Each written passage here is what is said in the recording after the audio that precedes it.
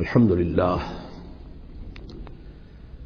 لله وكفى والصلاة والسلام على عباده الذين اصطفى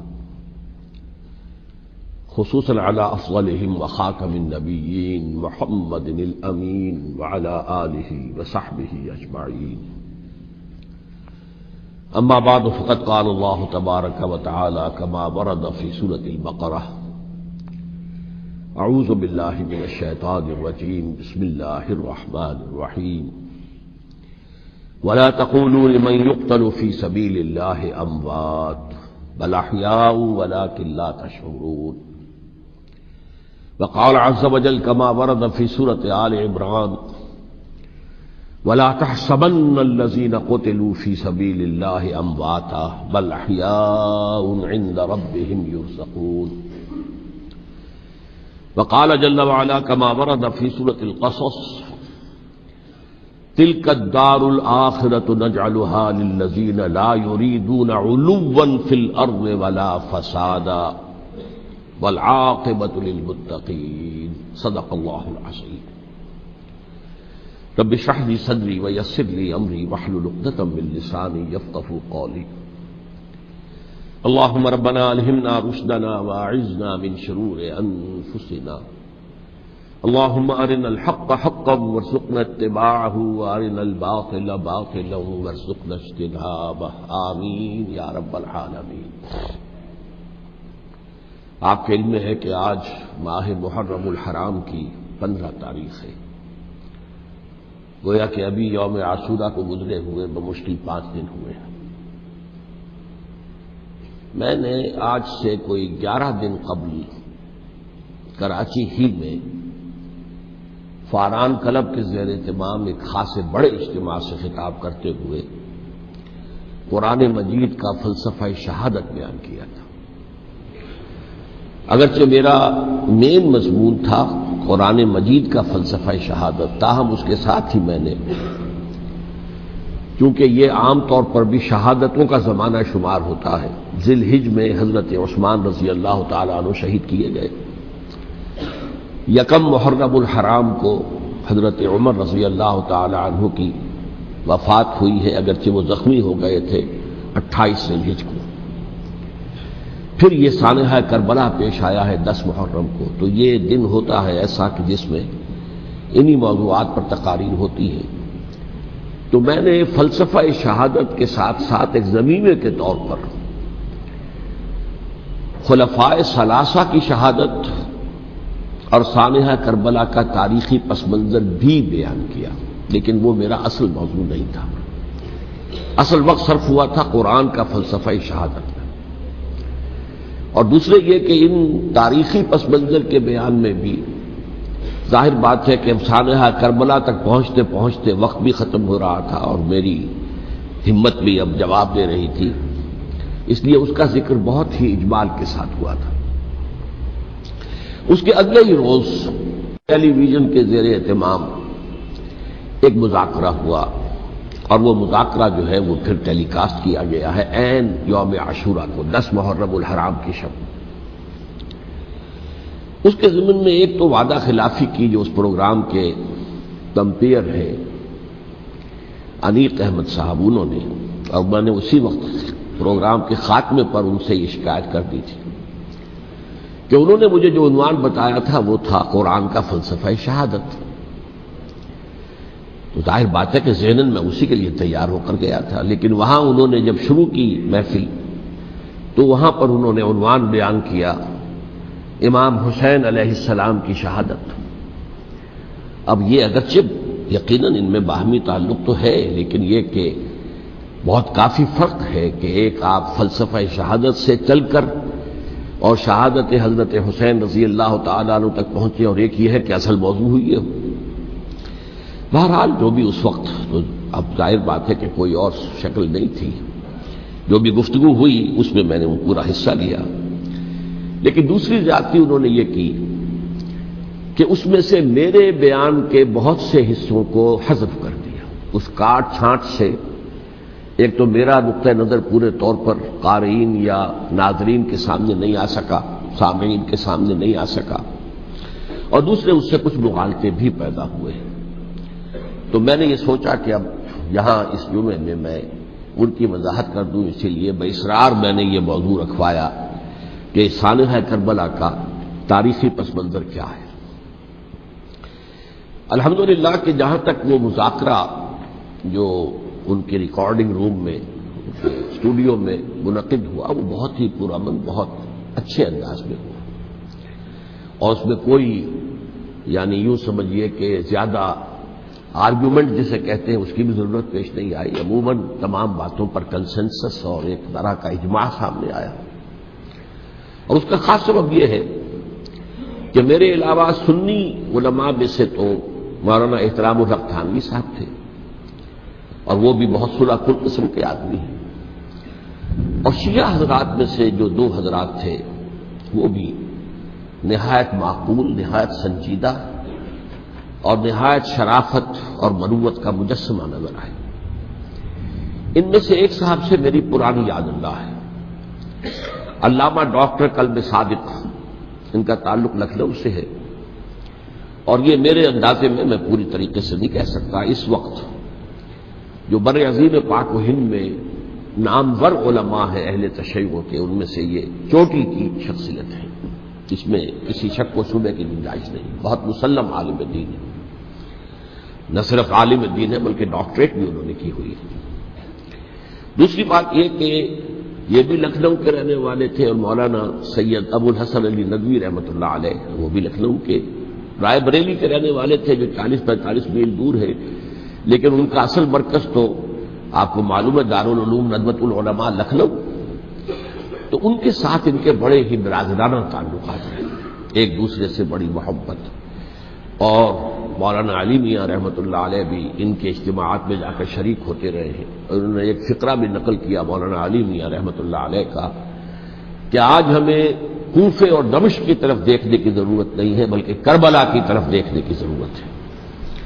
تو بہرحال مولانا علی میاں رحمۃ اللہ علیہ کو جو خاص تعلق تھا حضرت علی رضی اللہ تعالیٰ عنہ کی ذات کے ساتھ، اس پر تو ان کی ایک عظیم تصنیف جو ہے حضرت علی کی سیرت مطہرہ پر وہ خود دلالت کرتی ہے۔ تو علامہ ڈاکٹر قلب صادق جو ہے وہ ایک تو اہل تشیع کے چوٹی کے علماء میں سے ہیں، مولانا علی میاں کے ساتھ ان کے برادرانہ تعلقات، خود میرے ساتھ ان کا معاملہ یہ رہا۔ اس کی وجہ کیا ہے کہ یہ اتحاد بین المسلمین کے بہت بڑے داعی اور علم بردار ہیں۔ شیعہ سنی جو ہے منافرت اور مخاصمت کی بجائے چاہتے ہیں کہ مفاہمت ہو اور قرب ہو اور غلط فہمیوں کا ازالہ ہو، اسی وجہ سے ان کی خصوصی نظر عنایت مجھ پر رہی ہے۔ مجھے یہ تو پوری طرح یاد نہیں کہ کراچی میں بھی ان سے ملاقات ہوئی تھی یا نہیں، لیکن ایک مرتبہ لاہور تشریف لائے تھے اور وہاں مجھ سے ملاقات ہوئی، پھر ایک مرتبہ میں نیو یارک میں تھا اور اتفاقاً ان کا بھی وہیں پر قیام تھا یا تشریف آوری ہو گئی تھی، تو وہاں بھی بڑی مفصل ملاقات کے لیے وہ تشریف لائے تھے۔ پھر میرا جو ایک کتاب کہہ لیں درمیانی شے ہے، شیعہ سنی مفاہمت کی ضرورت اور اہمیت، اس کے یہ باقاعدہ مبلغ رہے ہیں، اس کے بہت سے نسخے انہوں نے منگوا کر اپنے طور پر یہاں محرم الحرام کی جو ان کی مجالس ہوتی ہیں، اس مرتبہ بھی اسی کے لیے تشریف لائے ہوئے تھے، تو اس کے اندر انہوں نے اس کا تعارف کرایا، اس کی تعریف کی، اور اس کے بہت سے نسخے جو ہے وہ فروخت کروائے۔ تو یہ میں نے اصل میں آپ کے سامنے ایک پس منظر رکھ دیا ہے اس شخصیت کا کہ جو اس میں میجر ریپرزنٹیٹو تھے اہل تشیع کی طرف سے۔ انہوں نے ایک نقطہ جو بیان کیا، واقعہ یہ ہے کہ میرا ذہن بھی ادھر منتقل نہیں ہوا تھا اس سے پہلے، انہوں نے فرمایا کہ یہ اللہ کے راستے میں شہید ہو جانے والے کو جو اللہ کے راستے میں قتل ہو جائیں، سورہ بقرہ میں تو فرمایا انہیں مردہ مت کہو، وَلَا تَقُولُوا لِمَن يُقْتَلُ فِي سَبِيلِ اللَّهِ أَمْوَاتٌ بَلْ أَحْيَاءٌ وَلَٰكِن لَّا تَشْعُرُونَ، وہ تو زندہ ہے لیکن تمہیں ان کا شعور نہیں ہے۔ لیکن سورہ آل عمران کے اندر جو آیت آئی ہے وَلَا تَحْسَبَنَّ الَّذِينَ قُتِلُوا فِي سَبِيلِ اللَّهِ أَمْوَاتًا بَلْ أَحْيَاءٌ عِندَ رَبِّهِمْ يُرْزَقُونَ، ہرگز مت سمجھنا ان کو جو اللہ کی راہ میں قتل ہو جائیں کہ وہ مردہ ہیں، وہ زندہ ہیں، اپنے رب کے پاس سے رزق پا رہے ہیں۔ تو انہوں نے کہا کہ اللہ تعالیٰ کی راہ میں قتل ہو جانے والے کو مقتول کہنا ہی نہیں، سمجھنا بھی غلط ہے۔ دل سے بھی بات جو ہے وہ یہ نہیں ہونی چاہیے کہ وہ مردہ ہے، بلکہ وہ زندہ ہے، اس شد و مد کے ساتھ ولا تحسبن، ہرگز نہ سمجھنا ان کو جو اللہ کی راہ میں قتل ہو جائیں کہ وہ مردہ ہے، وہ تو زندہ ہے، اپنے رب کے پاس سے رزق پا رہے ہیں۔ اس در میرا ذہن نہیں گیا تھا، میں اس کو تسلیم کر رہا ہوں۔ دوسرے جو شیعہ عالم دین تھے، مجھے ان کا پورا نام مستحضر نہیں ہے، نقوی صاحب، وہ بھی ڈاکٹر بھی ہیں اور عالم دین ہیں، وہ بھی تھے، اور وہ بھی بہت ہی یوں سمجھیے کہ یعنی دلیل کو تسلیم کرنے والے اور بہت ہی معقول انداز میں گفتگو کرنے والے تھے۔ بہرحال جب وہ مذاکرہ شروع ہوا تو سب سے پہلے ڈاکٹر کلب صادق صاحب کو دعوت دی گئی کہ وہ اظہار خیال کریں۔ انہوں نے انہی دو آیتوں کے حوالے سے جو ابھی میں نے بیان کی ہے، ایک نقطہ بھی بیان کیا، کچھ اور باتیں بھی بیان کی۔ اس کے بعد جب میری باری آئی تو میں نے کہا کہ مجھ سے کچھ اور سوال کیا گیا تھا، لیکن میں نے کہا کہ میں پہلے بات وہیں سے شروع کرنا چاہتا ہوں۔ سوال یہ کیا گیا تھا ڈاکٹر کلب صادق سے کہ قرآن کا فلسفہ شہادت کیا ہے۔ تو میں نے کہا جو سوال آپ نے ان سے کیا تھا، میں اس کے جواب سے اپنی بات شروع کرنا چاہتا ہوں کہ میرے نزدیک قرآن مجید میں اللہ کی راہ میں قتل ہونے کے لیے لفظ شہادت آیا ہی نہیں۔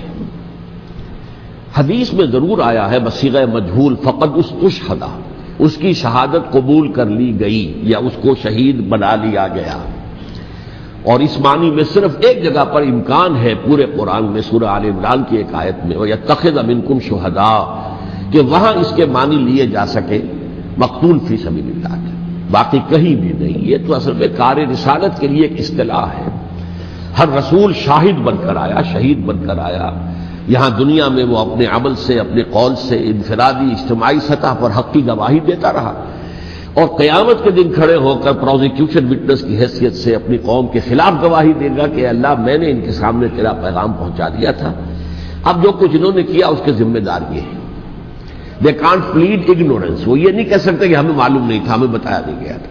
بہرحال اس پر مجھے بڑی خوشی ہوئی جب علامہ نقوی صاحب نے اس نقطے کو بہت سراہا، اور انہوں نے تسلیم کیا کہ کچھ دنوں سے مجھے بھی یہ خیال ہو رہا تھا، یعنی یہ کہ یہ کوئی زیادہ پرانا خیال ان کا نہیں تھا۔ انہوں نے فرمایا کچھ دنوں سے مجھے بھی یہ خیال ہو رہا تھا کہ قرآن میں تو یہ لفظ شہید اور شہادت اس معنی میں ہے ہی نہیں۔ میرا گمان یہ ہے کہ چونکہ اس موضوع پر میں نے بہت تقریریں کی ہیں، سال ہر سال سے تقریریں کر رہا ہوں، قرآن کا فلسفہ شہادت کیا ہے، اور اس کے حوالے سے یہ کہ امت مسلمہ کا کیا فرض منصبی ہے، شہادت علی الناس کی کیا ذمہ داری ہے جو امت مسلمہ پر ہے۔ تو یہ تو میری دعوت قرآنی کے اہم مضامین میں سے ہے، تو ہو سکتا ہے کہ میری ہی کسی تقریر کی کوئی اڑتی ہوئی خبر ان کے کانوں تک پہنچی ہو، واللہ عالم، لیکن انہوں نے اس نقطے کو سراہا، اور مجھے اللہ کے فضل و کرم سے مجھے اس پر خوشی ہوئی کہ بجائے اس کے کہ وہ اس پر کوئی آرگیومنٹ کرتے، کوئی بحث و تبحیث کرتے، انہوں نے میری اس بات کو تسلیم کیا اور اس کی گویا کہ تائید کی۔ پھر میں نے عرض کیا کہ جہاں تک خلفائے ثلاثہ کی شہادت کا اور شہادت حسین یا سانحہ کربلا رضی اللہ تعالی عنہم اجمعین کا تعلق ہے، اصل میں اس کو نہیں سمجھ سکتے لوگ جب تک کہ ریولیوشن اور کاؤنٹر ریولیوشن کا فلسفہ سمجھ میں نہ آئے۔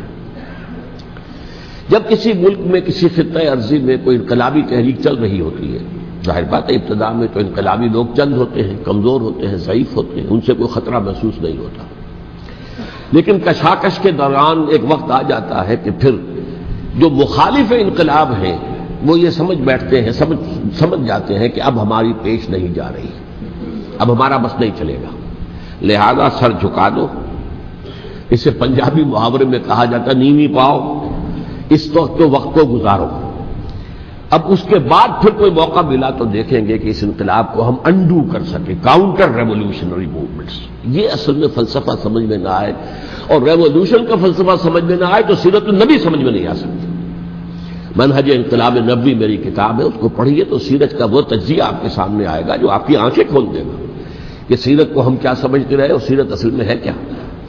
بہرحال یہ کاؤنٹر ریولیوشنری موومنٹس تھیں کہ جب عرب میں حضور کو فیصلہ کن قوت حاصل ہو گئی تو جو بھی مخالفین تھے انہوں نے سر جھکا لیا، سرنڈر کیا، اسلام لے آئے، گویا کہ چھپ گئے اسلام کے لبادے میں۔ لیکن وہ تھے اسی طاق میں کہ پھر کبھی موقع ملے تو پھر ہم اس نظام کو دہو بالا کر دیں، تلپٹ کر دیں۔ یہ رد عمل سب سے پہلے خود عرب کے اندر پیدا ہوا، کیونکہ مشرکین عرب کو جب سورہ توبہ کی پہلی 6 آیات نازل ہوئی ہیں جن میں الٹیمیٹم دے دیا گیا کہ اب کسی مشرک قبیلے سے کوئی معاہدہ اللہ کا اور اس کے رسول کا نہیں ہوگا، تمہیں 4 مہینے کی مہلت دی جا رہی ہے، یا ایمان لے آؤ اور یا تمہیں قتل کر دیا جائے گا۔ یہ بہت سخت آیات ہے قرآن کی، سورہ توبہ کی ابتدائی 6 آیات۔ اور حضرت علی رضی اللہ تعالیٰ عنہ کا کہنا یہ ہے کہ اس آپ کو معلوم ہے کہ مصحف میں یہ واحد صورت ہے جس سے پہلے بسم اللہ الرحمن الرحیم نہیں لکھی بھی آپ کو نظر آتی، باقی 113 صورتوں کے شروع میں بسم اللہ الرحمن الرحیم ہے۔ تو کیا وجہ ہے یہاں کیوں نہیں ہے؟ حضرت علی کا فرمانا ہے کہ یہ صورت تو تلوار ہاتھ میں لے کر اتری ہے، اور بسم اللہ الرحمن الرحیم میں اللہ تعالیٰ کے 2 اسماء ہیں، الرحمن الرحیم، تو یہ گویا کہ اس سے متضاد صورتحال ہے کہ اب تمہارے لیے آخری موقع ہے، یا ایمان لے آؤ اور یا قتل کر دیے جاؤ۔ اس میں ایک تیسری گنجائش خود بخود نکلتی تھی، یا یہ ملک چھوڑ کر چلے جاؤ، اور ایسا بہت سے لوگوں نے کیا، لیکن اکثر لوگوں نے گردن چکائی۔ لیکن رد عمل ظاہر ہوا، ایک تو مرتدین کھڑے ہو گئے جنہوں نے نئی نئی نبوتوں کو مان لیا، ایک مانعین زکوٰۃ کھڑے ہو گئے کہ ہم زکوٰۃ تمہیں نہیں دیں گے۔ یہ رد عمل تھا مشرک عرب کا، مشرکین عرب کا۔ اور حضرت ابو بکر رضی اللہ تعالیٰ عنہ کے دفتر فضائی کا یہ بڑا اہم باب ہے، ود این آئرن فسٹ، حالانکہ وہ بہت رقیق القلب، کمزور، ضعیف الجسہ انسان تھے، لیکن یہ کہ عظیمت کوہ ہمالیہ جو ہے ان کے اندر ظاہر ہوئی ہے، ود این آئرن فسٹ انہوں نے ان ساری جو رد عمل کی جو تحریکیں تھیں انہیں کچل کر رکھی، اور پھر پورے عرب کو گویا کہ اثر نو اس میں اسلام کے نظام کو کنسالیڈیٹ کر کے حضرت عمر کے حوالے کر دیا رضی اللہ تعالیٰ عنہ۔ حضرت عمر کے زمانے میں جو جنگیں ہوئیں اس میں سلطنت روما جو ہے، جو اس وقت کی 2 سپر پاورز تھیں، سلطنت روما قیصر روم، ہیرقلیس ہرقل تھا اس وقت کا جو رومی جو قیصر روم تھا، حکمران تھا، شہنشاہ تھا، اور دوسری طرف ایرانی مملکت تھی، خسرو پرویز تھا۔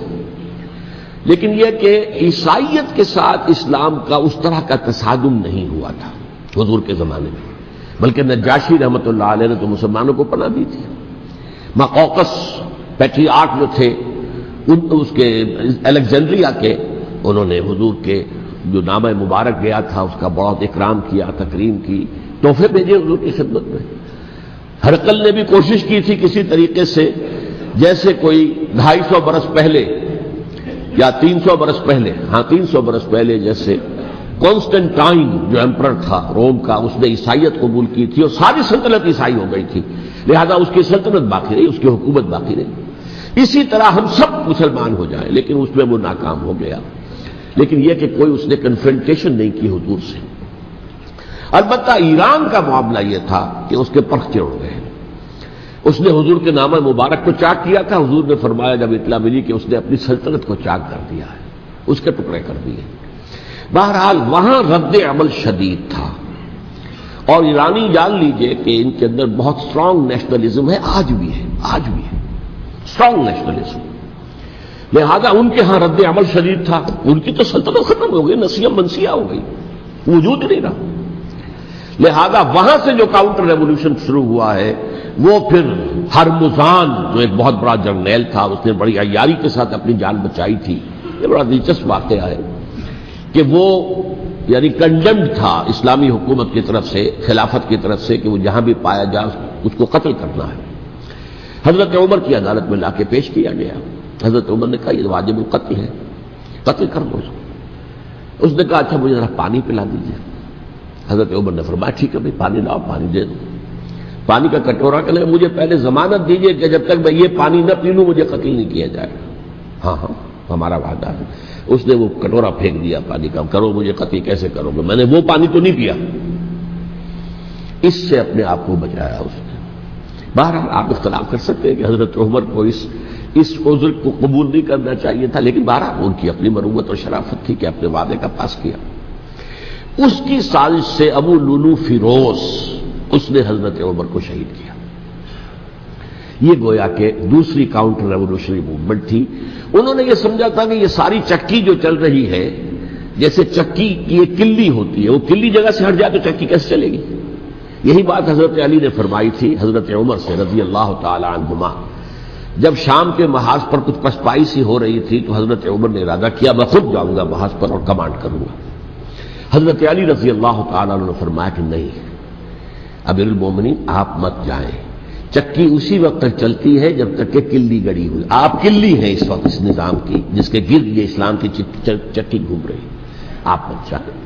لہذا حضرت عمر نے ان کی بات مانی، اس قدر صائب مشورہ تھا جو دیا تھا۔ بہرحال انہوں نے یہ سمجھا تھا کہ عمر ہی کے بل پر چل رہا ہے یہ سب کچھ، لہذا عمر کو بیچ سے ہٹا دینے سب بیٹھ جائے گا۔ لیکن ظاہر بات ہے کہ محمد الرسول اللہ کی بنائی ہوئی عمارت صلی اللہ علیہ وسلم اتنی کمزور نہیں تھی۔ اس کے بعد حضرت عمر کے انتقال کے بعد حضرت عثمان کا انتخاب ہوا، اور حضرت عثمان کے بھی 10 سال پہلے جو ہے وہ بالکل حضرت عمر کی جو دور خلافت ہے اس کے بالکل مشابہ ہے، مماثلی۔ ہمارے ذہنوں میں یہ تصور بٹھا دیا گیا ہے کہ سارے 12 سال شاید فتنہ ہی فتنہ رہا، فساد ہی فساد رہا، دنگا رہا، لڑائی رہی، نہیں 10 سال پورا امن، اور جس طریقے سے فتوحات کا سیلاب حضرت عمر کے زمانے میں جا رہا تھا اسی طریقے سے حضرت عثمان کے 10 سالوں کے دوران گیا۔ آخری 2 سالوں میں ایک فتنہ اٹھا ہے، یہ فتنہ کیا ہے اس کو سمجھ لیجیے۔ مذاہب کی جو 3 سے کنفرنٹیشن ہوئی تھی، ایک تو یہ کہ مملکتوں میں سے مملکت ہرقل، مملکت روم، مملکت ایران، رومی سلطنت کی 2 ٹانگیں مسلمانوں نے توڑ دی، شمالی افریقہ سے نکال دیا، مغربی ایشیا سے نکال دیا، لیکن یورپ میں وہ قائم تھا، اس کی سلطنت تھی، لیکن ایرانی سلطنت کا بالکل تیا پاچا ہو گیا، ختم ہو گیا۔ اسی طریقے سے 3 مذاہب سے کنفرنٹیشن ہوئی، مشرکین عرب سے، اس کا میں بیان کر چکا ہوں، ان کا پہلا وار حضرت ابوبکر کے عہد خلافت میں ہو گیا۔ دوسرے جو عیسائیوں کا معاملہ تھا ان سے بھی کوئی تصادم نہیں ہوا حضور کے حیات طیبہ کے دوران، لیکن جو یہودیت بطور مذہب، اس کو ظاہر بات ہے کہ اسلام نے اس کو ختم کیا تھا کم سے کم جزیرہ نما عرب سے۔ مدینے میں 3 قبیلے تھے جو اپنی غداری کی وجہ سے اور اپنی صلح کو توڑنے کے جرم کی پاداش میں 2 نکالے گئے، اور تیسرا جو ہے اس کے تمام جو بھی جوان افراد تھے انہیں قتل کیا گیا۔ پھر خیبر پر حملہ کیا گیا اور خیبر کو جو ہے فتح کیا گیا، وہ یہودیوں کا بہت بڑا گڑھ تھا، اور جو مدینے سے نکالے گئے تھے وہ بھی وہیں جا کر مقیم ہو گئے تھے۔ تو اس اعتبار سے، اور پھر یہودی اپنے آپ کو سمجھتے تھے اللہ کی طرف سے دنیا میں جو نمائندہ جو ہے امت وہ ہم ہیں، اب انہیں معزول کر کے امت محمد کو وہاں پر کھڑا کر دیا گیا صلی اللہ علیہ وسلم۔ لہذا وہ بہت زیادہ جو سمجھیے ایگریوڈ، سب سے زیادہ جن کو گزند پہنچا ہے حضور کے دست مبارک سے، وہ یہودی تھے۔ لہذا ان کا جو رد عمل آیا ہے وہ ہے جس کے نتیجے میں حضرت عثمان شہید ہوئے، حضرت علی شہید ہوئے، حضرت حسین شہید ہوئے۔ اب اس چیز کو اچھی طرح سمجھیے، یہ جو رد عمل ہے یہ ایک شخص کے ذریعے سے آیا، اور اسی لیے بعض لوگ یہ سمجھتے ہیں کہ یہ خامخواہ کی کہانی ہے، کیا ایک آدمی اتنا بڑا کام کر سکتا ہے؟ عبداللہ ابن سبا ایک یہودی جو اسلام کا لبادہ اوڑھ کر حضرت عثمان کے عہد خلافت میں مدینے میں آ گیا، ٹھیک، اس کے بارے میں تو میں بعد میں عرض کروں گا، لیکن ایک شخص کیا کچھ کر سکتا ہے اس کی مثال میں صاحب دے دوں آپ کو۔ پہلے حضرت مسیح علیہ السلام کے پورے دین کو ایک شخص نے ختم کر دیا، سینٹ پال جسے دنیا جانتی ہے جس کے نام سے، توحید کو تثلیث میں بدل دیا۔ حضرت عیسیٰ علیہ السلام تو توحید کی تلقین کر کے گئے تھے، توحید ختم، تثلیث آ گئی، جس میں پہلے باپ ماں اور بیٹا تھے، اس کے بعد باپ بیٹا اور روح القدس ہو گئے، تثلیث۔ نمبر 2، شریعت موسوی کو ساقط کر دیا، لہذا اب پالزم جو ہے، کرسچینٹی نہیں رہی، وہ حضرت عیسیٰ کو کہہ کر گئے تھے کہ شریعت موسوی تم پر لاگو رہے گی، نافذ رہے گی، ساقط کر دیا۔ نمبر 3، اس نے عیسائیت کے دائرہ تبلیغ کو وسیع کر دیا، جنٹائلز یا گوئمز کے اندر بھی، غیر یہودیوں میں، حالانکہ حضرت مسیح کہہ کر گئے تھے کہ تمہیں صرف یہودیوں سے خطاب کرنا ہے، اور میں صرف اسرائیل کے گھرانے کی کھوئی ہوئی بھیڑوں کی تلاش میں آیا۔ اب آپ دیکھیے حضرت مسیح کے فوراً بعد اور حضرت مسیح کی زندگی کے دوران جب تک کہ وہ موجود تھے، وہ بدترین دشمن تھا حضرت مسیح علیہ السلام کا۔ بعد میں لبادہ اوڑھا، اور یہ کہ مجھے مکاشفہ ہوا ہے، مکاشفے میں مسیح سے میری ملاقات ہوئی ہے، میں ان پر ایمان لے آیا ہوں، اور پھر اس نے اپنے زہد اور دینداری کا جو بھی فراڈ تھا اس کے نتیجے میں اپنی حیثیت بنا لی، دین مسیحی کو بالکل ختم کر دیا۔ آج کہاں ہے وہ دین مسیحی؟ دی 100 کے مصنف نے بھی صاف لکھا ہے کہ جب تک حضرت مسیح دنیا کے اندر موجود تھے عیسائیت کی حیثیت یہودیت نے ایک فرقے سے زیادہ نہیں تھی، یہودیوں کا ایک فرقہ، ایک جماعت بس۔ یہ سینٹ پال ہے جس نے اسے ایک مستقل مذہب کی حیثیت اختیار کی ہے، تو اٹ شوڈ بی کالڈ پالزم، اور یہ ایک آدمی کا کارنامہ۔ اسی طریقے سے یہ تو ہو گیا حضرت مسیح کے فوراً بعد، رفع سماوی کے فوراً بعد۔ 1500 برس کے بعد ایک تحریک چلی ہے یورپ کے اندر، اصلاح مذہب، اور اس کی پشت پر بھی یہودی ذہن تھا۔ یہودی ذہن نے عیسائیت کو 2 حصوں میں تقسیم کر دیا، کیتھولک اینڈ پروٹیسٹنٹس، اور پروٹیسٹنٹس کو اپنا اعلی کار بنایا۔ یہ ایک علیحدہ مضمون ہے جس پر میں تفصیل میں نہیں جانا چاہتا، میری کتاب بھی موجود ہے اس موضوع پر، سابقہ اور موجودہ مسلمان امتوں کا ماضی، حال اور مستقبل، اس میں میں نے تفصیل بیان کی۔ یہ جو تقسیم ہوا ہے تو وہ پہلی بات ایک یہودی، جیسے کہ علامہ اقبال نے، مارکس بھی تو ایک یہودی تھا نا، تو ابلیس کی مجلس شورا میں بڑا پیارا شعر ہے، وہ یہودی فتنہ گر، وہ روح مصدق کا بروز، ہر قبا ہونے کو ہے اس کے جنوں سے چاک چاک۔ یہ ایک یہودی فتنہ گر مارکس نے وہ تصور دنیا کو دیا جس نے عظیم انقلاب برپا کیا روس کے اندر، بولشوک ریولوشن، اور جو پھر آدھی دنیا تک پھیل گیا۔ آج سے 50 سال پہلے امریکہ کانپتا تھا، روس کے سامنے کھڑا ہوا کانپ رہا تھا، اس لیے کہ روس سائنٹیفک ترقی میں امریکہ سے بہت آگے تھا، اس کے ایسٹروناٹ پہلے گئے ہیں خلا کے اندر، امریکہ تو بہت پیچھے تھا۔ بہرحال اس نے جس طریقے سے USSR کا خاتمہ کرایا ہے وہ ایک علیحدہ بات ہے، میں اس وقت اس طرف نہیں جانا چاہتا، لیکن جان لیجئے کہ وہ ایک شخص کا کارنامہ، وہ یہودی فتنہ گر، وہ روح مصدق کا بروز، ہر قبا ہونے کو ہے اس کے جنوں سے تار تار۔ اسی طرح وہ عبداللہ ابن سبا، یہودی فتنہ گر۔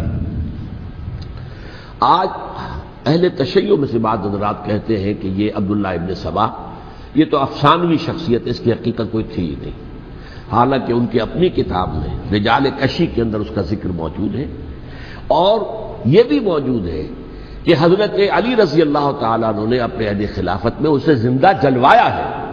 اس کی وجہ کیا تھی؟ یہ آیا مدینے کے اندر اسلام کا لبادہ اوڑھ کر، اس نے چند عقیدوں کی اشاعت شروع کی۔ سب سے پہلے حضرت علی تو خدا ہیں، گاڈ انکارنیٹ، اوتار کا تصور، جیسے ہندوؤں میں ہے رام چندر جی خدا کا اوتار، اور عیسائیت میں بھی پہلے گاڈ انکارنیٹ کا تصور تھا کہ حضرت مسیح خدا کا اوتار ہے، انکارنیشن آف گاڈ۔ تو اس نے کہا کہ حضرت علی تو خدا کا اوتار ہے، خدا ہے۔ نمبر 2، اس نے کہا کہ ہر نبی کا ایک وصی ہوتا ہے جس کے حق میں وہ وصیت کرتا ہے، تو حضور صلی اللہ علیہ وسلم کے وصی حضرت علی ہیں، لہذا خلیفہ تو اول روز سے حضرت علی ہیں، حضرت ابو بکر، حضرت عمر، حضرت عثمان یہ تو غاصب ہیں، اور حضرت عثمان کی خلافت تھی اس وقت تو خاص طور پر۔ پھر اس نے جو قبائلی عصبیت تھی اسے بھڑکایا۔ پرانی جو عصبیت چل رہی تھی قریش کے اندر، وہ 2 گھرانے ایک دوسرے کے مد مقابل تھے۔ دیکھیے، ایک ہوتا ہے قبیلہ، ایک ہوتا ہے گھرانہ۔ ہمارے پنجاب میں ایک قبیلہ ہے وٹو قبیلہ، اس کے گھرانے بہت سے، مانے کے، لالے کے، سجے کے، شامد کے، یعنی کوئی لالا تھا ان میں سے بڑا، ان کے بیٹے ہو گئے لالے کے، ان کی اولاد، خاندان یہ کہلاتے ہیں۔ قبیلہ ہے یہ وٹو قبیلہ۔ تو قبیلہ تھا قریش، اس میں گھرانے بہت تھے، بنو ہاشم، بنو امیہ، بنو تیم، بنو عدی، یہ بہت سے گھرانے تھے۔ تو چوٹی کے 2 گھرانے جو تھے وہ بنو ہاشم اور بنو امیہ، ان کے درمیان چپقلش تھی، مقابلہ، مسابقت، اور یہ مسابقت فی الخیر بھی ہوتی تھی۔ اگر انہوں نے غریبوں کو کھانے کھلائے ہیں تو ہم ان سے بڑھ کر کھلائیں گے، اگر وہ حاجیوں کی خدمت کرتے ہیں تو ہم ان سے بڑھ کر کریں گے۔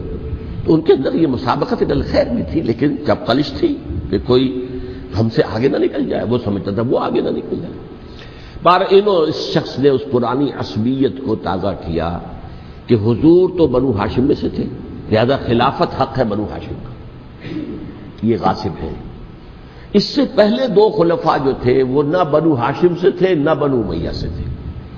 حضرت ابو بکر بنو تیم میں سے تھے، چھوٹا قبیلہ تھا۔ حضرت عمر بنی عدی میں سے تھے، وہ بھی چھوٹا قبیلہ تھا۔ یہ حضرت عثمان پہلے خلیفہ جو بنو امیہ میں سے تھے، جن کی پرانی چپقلش بنو ہاشم سے تھی۔ اب اس کو موقع مل گیا کہ پرانی قبائلی عصبیت کو بھڑکائے۔ یہ ہے اصل میں اس فتنے کا پس منظر عبداللہ ابن سبا نے جو آ کر پھیلایا ہے، اور اس کی تفصیل میں اس وقت میں نہیں جا سکتا، کیسے یہ فتنہ پروان چڑھا، کیا انہوں نے اسٹریٹجی اختیار کی، کہ یہ کیا کرتے تھے، گروہ بنا کر بھیجتے تھے لوگوں کو، کوفے میں جاؤ تو وہاں پر دمشق کے گورنر کے خلاف اور مصر کے گورنر کے خلاف الزامات لگاؤ، اس نے یہ کیا، وہ غبن کر گیا، وہ یہ کر گیا، وہ خیانت کر رہا ہے، وہ رشتہ داروں کو پال رہا ہے، اور عثمان کے خلاف بھی تقریریں کرو رضی اللہ تعالی عنہ۔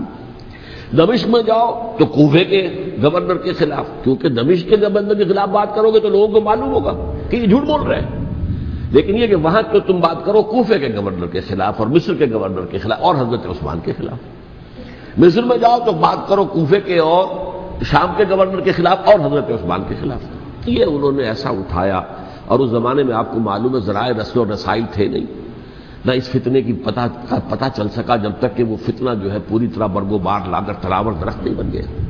اس کے نتیجے میں حضرت عثمان رضی اللہ تعالی عنہ شہید ہوئے، اور خلیفہ پھر حضرت علی رضی اللہ تعالی عنہ کو انہی سوائیوں نے، جنہوں نے گھیراؤ کیا تھا، جنہوں نے حضرت عثمان کو شہید کیا ہے، یہی حضرت علی رضی اللہ تعالیٰ عنہ کے ارد گرد ہو گئے۔ اور حضرت علی رضی اللہ تعالیٰ عنہ بھی نہیں چاہتے تھے خلافت کی بیعت لینا، لیکن آخر کیا کرتے؟ کیا وہ امت کو بغیر خلیفہ کے چھوڑ دیتے؟ حضرت زبیر سے کہا گیا، انہوں نے نہیں مانا، رد کر دی بات۔ حضرت طلحہ سے کہا گیا، انہوں نے نہیں مانا، حضرت علی سے کہا گیا، اب عشرہ مبشرہ میں سے یہی تو تھے نا، لہذا انہوں نے تسلیم کر لیا، خلافت ہو گئی۔ لیکن اس کے بعد جو خانہ جنگی ہوئی ہے، اس خانہ جنگی کے نتیجے میں نوٹ کر لیجئے کہ 1,00,000 کے قریب مسلمان ایک دوسرے کی تلواروں اور نیزوں اور برچھیوں اور تیروں سے ختم ہو گئے، ہلاک ہو گئے۔ یہ ہماری تاریخ کا تاریخ ترین باب ہے۔ 5 سال، 4.5 سال حضرت علی کی خلافت کے، اور 6 مہینے حضرت حسن کی خلافت کے رضی اللہ تعالی عنہ۔ اس سے کیا ہوا کہ ایک طرف تو اسلام کی جو توسیع ہو رہی تھی، تھمتا نہ تھا کسی سے سیل رواں ہمارا، وہ سیلاب رک گیا، انٹرنل سیبوٹاج ہو گئی نا، اب تو اندر ہی آپس ہی میں اگر دست و گریبان ہو گئے تو باہر اب کیا توسیع کرتے ہیں، وہ توسیع کا عمل رک گیا۔ اور یوں سمجھیے کہ جیسے ٹرک اگر کبھی چل رہا ہو، بھرا ہوا ہو، لوڈڈ، اور وہ چڑھائی چڑھ رہا ہو، تو اگر کہیں موشن ٹوٹ جائے، ٹرک کو رکنا پڑے، تو ڈرائیور کے جان پر بن جاتی، اس لیے کہ اس کو دوبارہ سٹارٹ کرنا، اور جبکہ وہ چڑھائی پر ہے، انکلائن پر ہے، آسان کام نہیں ہوتا، خطرہ ہوتا ہے وہ پیچھے جو ہے وہ نہ جائے۔ اور پہاڑی علاقوں میں آپ کو معلوم ہے ذرا پیچھے چلے جانے کا مطلب جو ہے بہت خطرناک جو ہے نتیجہ نکل سکتا ہے۔ بہرحال حضرت علی رضی اللہ تعالیٰ عنہ نے اپنے خلافت میں ایک کام یہ کیا، اب اس کی کیا مصلحتیں تھیں یہ تو انہی کے علم میں ہوگا، ہم قیاس کر سکتے ہیں، اور میں اس میں نہیں جانا چاہتا۔ ابھی تک خلافت کا مرکز تھا مدینہ منورہ، حضرت ابوبکر، حضرت عمر، حضرت عثمان، وہیں جہاں حضور صلی اللہ علیہ وسلم رہے تھے اور جہاں پر کہ حضور مدفون تھے۔ لیکن حضرت علی نے اپنا مرکز جو ہے وہ کوفہ بنا دیا۔ اچھا، اس کی ایک ظاہری وجہ یہ سمجھ میں آتی ہے کہ اسلام کا جو پھیلاؤ ہو گیا تھا، وہ سلطنت اتنی وسیع ہو گئی تھی کہ مدینہ منورہ بہت جنوب میں اور بڑے صحرا کو عبور کر کے جانا ہوتا تھا۔ کوفہ جبکہ ایسی مقام پر تھا کہ جہاں سے مشرقی راستہ جا رہا ایران کو، عراق کے اندر تو ہے وہ شہر کوفہ، اور پھر ایران اور خراسان اور ہندوستان کو راستہ جا رہا ہے، وہیں سے شمال کی طرف جا رہا ہے، شام کی طرف اور ترکی کی طرف، اور وہاں سے پھر یہ کہ مغربی افریقہ کو بھی کنٹرول کرنا، جو شمالی افریقہ کو، وہ بھی آسان تھا۔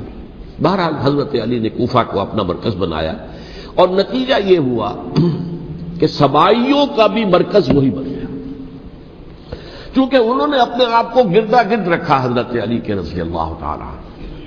اب ظاہر بات ہے کسی پرٹیکولر پرسن کے خلاف تو کوئی مقدمہ موجود تھا نہیں، بلکہ جب جنگ جمل ہو رہی تھی، ابھی جنگ نہیں ہوئی تھی، حضرت عائشہ، حضرت طلحہ، حضرت زبیر وہ لے کر آئے تھے لشکر اس مطالبے کے لیے کہ حضرت عثمان کے قاتلوں کو سزا دی جائے، قصاص لیا جائے۔ حضرت علی رضی اللہ تعالیٰ عنہ سے گفت و شنید ہو رہی تھی، حضرت علی جو ہے اس پر آمادہ ہو گئے کہ ٹھیک ہے، میں جو بھی قاتلین عثمان ہیں ان کو گرفتار کر کے سزا دوں گا۔ عین اسی وقت کوفے کی مسجد کے اندر جو ہے 10,000 کا مجمع کھڑا ہو گیا، ہم سب قاتل عثمان ہیں، لو ہم سے بدلہ کہاں سے ہوگا. اور انہوں نے کیا کیا؟ جاتے ہی جنگ چھیڑ دی. جب چھڑ جائے تو یا مرو یا مارو، اس کے علاوہ تو کوئی چارہ کار ہوتا ہی نہیں. ایک رات میں 10,000 مسلمان شہید ہوئے، جن میں 2 عشرہ مبشرہ میں سے حضرت زبیر اور حضرت طلحہ رضی اللہ تعالیٰ. تو یہ صورت تھی، سبائیوں نے گھیراؤ کیا حضرت علی کا رضی اللہ تعالیٰ. حضرت معاویہ دعوے دار نہیں تھے خلافت کے، قطعاً نہیں. ان کا صرف ایک دعویٰ تھا، اور وہ یہ تھا کہ عثمان کے قاتلوں کو گرفتار کرو، یا خود سزا دو یا ہمارے حوالے کرو، ہم اس سے قصاص لیں گے. اس لیے کہ قبیلہ بنو امیہ کا تھا اور حضرت امیر معاویہ بنو امیہ میں سے، تو ایک خاندانی طور پر جو ہے ہم قصاص لیں گے ان سے جنہوں نے قتل کیا ہے حضرت عثمان. لیکن یہاں ظاہر بات ہے کہ حضرت علی رضی اللہ تعالیٰ عنہ کی طرف سے مطالبہ یہ ہوتا تھا تم پہلے میری بیعت کرو، میرے ہاتھ مضبوط کرو تاکہ میں ان کے خلاف کوئی اقدام کر سکوں. لیکن انہیں یہ اندازہ تھا کہ اگر میں نے بیعت کی تو ظاہر بات ہے کہ حضرت علی تک پہنچنے سے پہلے مجھے گردن بڑھا دیں گے یہ لوگ، اس لیے کہ سبائی جو ہے وہ آپ کو گھیرے ہوئے. بہرحال ایک عجیب الجھاؤ، ایک ڈائلیما تھا جس کی وجہ سے یہ جنگ چلتی رہی. اور حضرت علی رضی اللہ تعالیٰ عنہ کو انہی کے شیعان علی ہی کے اندر سے وہ جماعت علیحدہ ہوئی تھی جس کو ہم خوارج کے نام سے جانتے ہیں، اور ایک خارجی ملجم ابن ملجم ہی نے حضرت علی کو شہید کیا رضی اللہ تعالیٰ عنہ. پھر حضرت حسن رضی اللہ تعالیٰ عنہ، اب دیکھیے کس قدر صحیح بات تھی جو حضرت علی رضی اللہ تعالیٰ عنہ نے فرمائی جب ان سے کہا گیا کہ کیا ہم آپ کے بیٹے حسن کے ہاتھ پر بیعت کر لیں رضی اللہ تعالیٰ عنہ. فرمایا نہ میں تمہیں اس کا حکم دیتا ہوں نہ میں اس سے روکتا ہوں، یہ تمہارا معاملہ ہے. امرہم شورا بینہم، تم اپنے باہمی مشورے سے جو فیصلہ کرو گے ٹھیک ہے، میں نہ حکم دیتا ہوں نہ روکتا ہوں. اس کا کیا مطلب ہے؟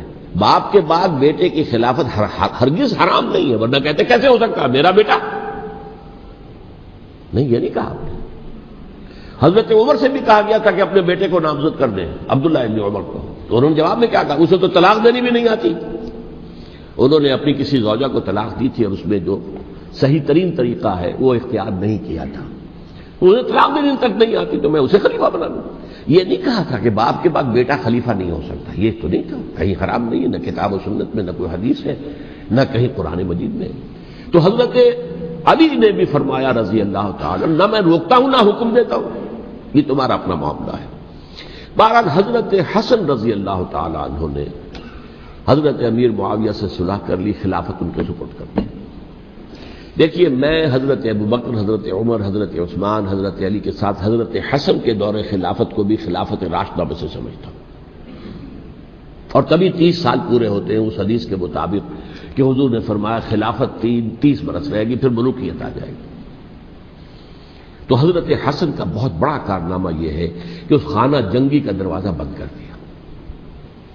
اور یہ پیشن گوئی تھی حضور کی صلی اللہ علیہ وسلم حضرت حسن کو جب بچے تھے حضور کے انتقال سے پہلے، میرا یہ بیٹا مسلمانوں کے 2 گروہوں میں صلح کرائے گا. یہ حضور کی پیشن گوئی تھی، اور وہ پیشن گوئی حضرت حسن کے علم میں بھی ہوگی یقیناً. بہرحال انہوں نے صلح کی حضرت امیر معاویہ کے ساتھ رضی اللہ تعالی عنہ، خلافت ان کے حوالے کر دی اور کچھ شرائط تھیں طے ہو گئی. اللہ خیر صلی اللہ.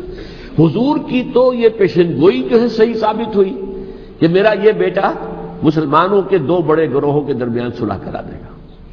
اور سبائیوں نے انہیں تانے دیے یا عار المومنین، اے مومنوں کے لیے موجب عار، موجب شرم تم نے بزدلی دکھائی ہے، تم نے امیر معاویہ کو خلیفہ تسلیم کر لیا، تم نے بزدلی دکھائی. معاذ اللہ ثم معاذ اللہ ثم معاذ اللہ. اب میں کچھ باتیں حضرت امیر معاویہ کے بارے میں کہنا چاہتا ہوں، اس لیے کہ وہاں اس میں نے حضرت معاویہ کے بارے میں یہ تو بہت شدت کے ساتھ کہا تھا، اور میں اب بھی اس پر قائم ہوں اور پوری طریقے سے قائم ہوں. میرا مستقل موقف یہی ہے کہ حضرت معاویہ رضی اللہ تعالی عنہ کے دور خلافت کو ہم خلافت راشدہ میں شامل نہیں سمجھتے، اہل سنت میں سے کوئی بھی نہیں سمجھتا. لیکن اس کے ساتھ میں نے حضرت امیر معاویہ کے کچھ مناقب بھی بیان کیے تھے تاکہ پلڑا جو ہے ترازو کا اس کے دونوں پلڑے سامنے آ جائیں. لیکن یہ کہ وہ حصہ میرے اس بیان کا نکال دیا گیا، ختم کر دیا گیا. یہ میں نہیں جانتا کہ اس میں کیا مصلحت دیکھی گئی ہے. اس میں تو کسی کے لیے کوئی معاملہ ایسا نہیں تھا کسی کے جذبات کو جو ہے وہ ٹھیس پہنچانے والا. کیونکہ میں نے کہا وہ خلیفہ راشد نہیں تھے، صاف میں نے کہا، بلکہ وہ دور ملوکیت کا آغاز ان سے ہو گیا ہے۔ بلکہ جب ایک صاحب نے یہ کہا کہ کربلا کے بعد سے دور ملوکیت آ رہی تھی، تو میں نے کہا نہیں جناب، دور ملوکیت تو 20 سال پہلے پوری ہو چکی تھی، شروع ہو چکی تھی۔ حضرت امیر معاویہ کے بھی 20 سال جو ہے وہ دور ملوکیت میں شمار ہیں۔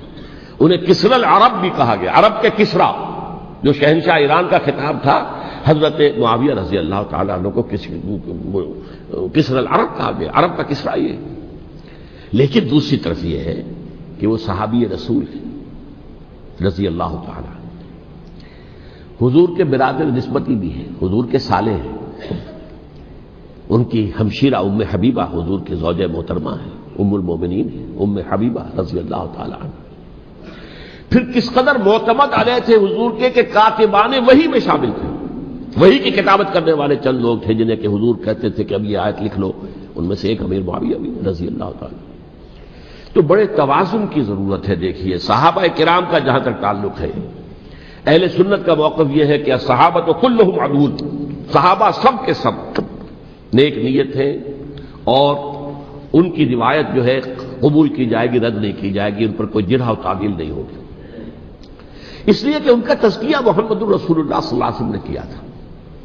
لہذا یہ تو ہو سکتا ہے کہ کسی صحابی سے کوئی خطا ہو جائے، لیکن وہ خطا اجتہادی ہوگی، نیت کی خطا نہیں ہوگی، نیت کی غلطی نہیں ہوگی۔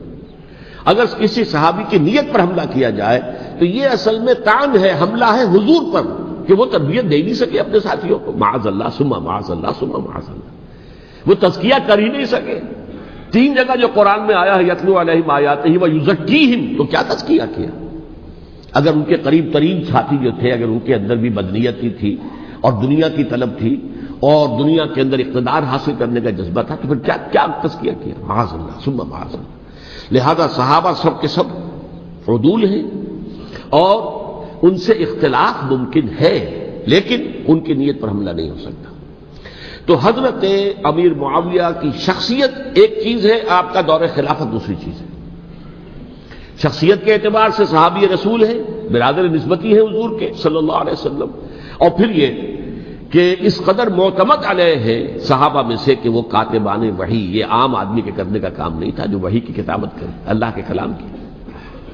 البتہ یہ ہے کہ جیسا کہ میں نے عرض کیا، ان کا دور خلافت راشدہ نہیں ہے، وہ ملوکیت کا دور ہے۔ یہ میں نے جیسا کہ عرض کیا، میں نے ایک صاحب نے جب یہ کہا کہ ملوکیت شروع ہو رہی تھی، میں نے کہا شروع نہیں ہو رہی تھی، ملوکیت تو 20 سال پہلے شروع ہو چکی تھی۔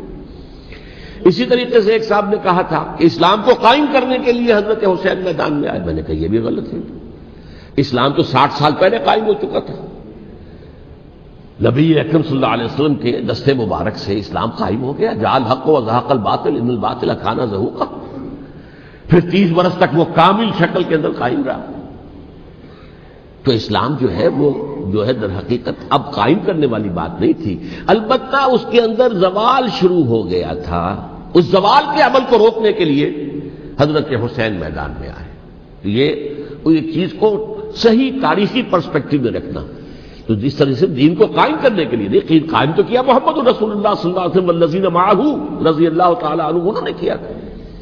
ہاں اب جو ہے وہ اپنی اس شاندار حیثیت سے نیچے گرنے لگا تھا، وہ میں بعد میں عرض کروں گا کہ میں نے اسے کیا عرض کیا تھا کہ یہ اس زوال کو روکنے کے لیے کسی طریقے سے یہ اپنی اصل حقیقت میں قائم رہے، یہ حضرت حسین رضی اللہ تعالیٰ عنہ کی سعی تھی۔ اچھا، حضرت امیر معاویہ کے جو 20 سال ہیں وہ پورے امن، سکون، اطمینان، کوئی جھگڑا، کوئی فساد، کوئی اختلاف، کوئی باہمی خاندانی، کچھ 20 سال، یہ بھی تاریخ کی بڑی چشم کشا حقیقت ہے جو عام طور پر لوگوں کے علم میں نہیں ہے۔ سبائی بھی دبکے رہے، حضرت امیر معاویہ کی حکومت اتنی مضبوط تھی، کنٹرول، کہ ان کو کچھ سر اٹھانے کا موقع نہیں ملا، موجود تھے دبکے رہے، جیسا کہ میں نے کہا ریولوشن کے آخری مرحلے پر آ کر جو مخالفین ہیں وہ دب جاتے ہیں کہ پھر دیکھیں گے موقع ملے گا تو پھر لیں گے ان سے حساب کتاب۔ 20 سال رہے ہیں پورے امن کے، 10 سال کے بعد یعنی درمیان میں ہے حضرت امیر معاویہ کا عہد خلافت۔ ایک صحابی جو کہ بزرگ صحابہ میں سے ہیں، مغیرہ ابن شعبہ رضی اللہ تعالی عنہ، وہ آتے ہیں اور وہ کہتے ہیں کہ دیکھیے امیر المومنین، کتنی بڑی خانہ جنگی رہی تھی مسلمانوں کی آپس میں، اور اب بھی اگر آپ کسی کو نامزد کیے بغیر چھوڑ گئے امت کو تو پھر خانہ جنگی ہو جائے گا۔ 1 لاکھ اس وقت جو ہے وہ ہلاک ہوئے تھے، نہ معلوم اب کتنے ہلاک۔ لہذا آپ اپنی زندگی ہی میں نامزد کر دیجئے کسی کو خلیفہ، ولی عہد بنا دیجئے۔ حضرت امیر معاویہ نے ابتداءً جو ہے انکار کیا نہیں، لیکن ان کے دلائل ایسے تھے وزنی، اور میں سمجھتا ہوں کہ وہ بات صحیح تھی جو مغیرہ ابن شعبہ نے کہی، اس لیے کہ اب صحابہ کرام میں سے جو کبار صحابہ تھے وہ تو سب دنیا سے رخصت ہو چکے تھے۔ اب تو یا صغار صحابہ رہ گئے تھے جو حضور کے زمانے میں بچے تھے، حضرت حسن، حضرت حسین، عبداللہ ابن زبیر، یہ بچے تھے نا، یا تو وہ تھے، اور یا بالکل نو مسلم تھے، اور نو مسلموں میں بڑی تعداد وہ تھی جو ایرانیوں کی تھی، شامیوں کی تھی، ادھر کی تھی، تو ان کو تو ظاہر بات ہے کہ تربیت نبوی سے کیا خلافت راشدہ سے بھی اکثر و بیشتر کو کوئی حصہ ملا ہی نہیں۔ تو اس صورت میں اب وہ اعلیٰ ترین معیار پر حکومت کے نظام کو قائم کرنا ممکن نہیں ہے۔ کوئی قبائلی عصبیت جب تک حکومت کی پشت پر نہیں ہوگی، حکومت مستحکم نہیں ہوگی۔ یہ گویا کہ ایک جس کو کہتے ہیں کہ حقیقت بینی، واقعیت پسندی، ایک آئیڈیلزم ہے اور ایک ریئلزم ہے کہ آپ فیکٹس آن دی گراؤنڈ کو غور کریں، سوچیں اس کے اوپر اور پھر کوئی فیصلہ کریں۔ اس اعتبار سے پھر حضرت امیر معاویہ نے بات مان لی اور بیعت لے لی لوگوں سے حضرت یزید کے لیے کہ یہ خلیفہ ہوں گے میرے بعد، اس کو ولی عہدی کہتے ہیں۔ اچھا، اس وقت 5 افراد ایسے تھے کہ جنہوں نے اس سے اختلاف کیا، یہ بات بہت اہم ہے۔ میرا کتابچہ ہے سانحہ کربلا، اس کے کچھ نسخے آج یہاں ہوں گے، آپ لوگ پڑھیے اسے غور سے اور پھیلائیے تاکہ حقیقت سامنے آئے۔ 5 افراد کون تھے جو ہونے چاہیے؟ ابو بکر فوت ہو گئے، ان کے بیٹے عبد الرحمن ابن ابی بکر۔ عمر فوت ہو گئے، ان کے بیٹے عبداللہ ابن عمر۔ عباس فوت ہو گئے، ان کے بیٹے عبداللہ ابن عباس۔ زبیر فوت ہو گئے، ان کے بیٹے عبداللہ ابن زبیر۔ اور حضرت حسن جو ہے ان کا انتقال ہو چکا تھا، حضرت علی کے بیٹے حضرت حسین رضی اللہ تعالی عنہ مجمعین۔ حضرت حسن کے بارے میں ایک فریق کا کہنا یہ ہے کہ انہیں زہر دے کر ہلاک کیا گیا، اہل تشیع کا قول یہ ہے، جبکہ اہل سنت کہتے ہیں کہ نہیں، وہ اپنی جو بھی طبی موت تھی اس سے ان کے وفات تھی۔ لیکن میں اس میں نہیں جانا چاہتا، اس لیے کہ یہ مائکرو ہسٹری جو ہے نا، وہ تو ایک واقعے کے لیے ادھر کی روایات کیا، ادھر کی کیا ہیں، ان کے پاس کیا دلائل، یہ تو کسی ریسرچ اسکالر کا موضوع ہے، میرا موضوع نہیں ہے۔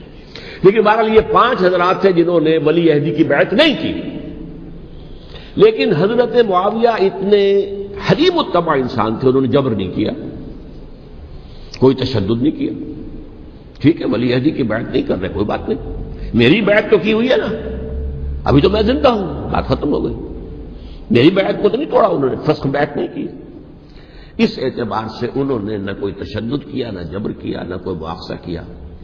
لیکن جب امیر معاویہ کا انتقال ہو گیا، اب ولی عہدی کی بجائے وہ اب خلافت کی بیعت کی، سب لوگوں نے بیعت کر لی۔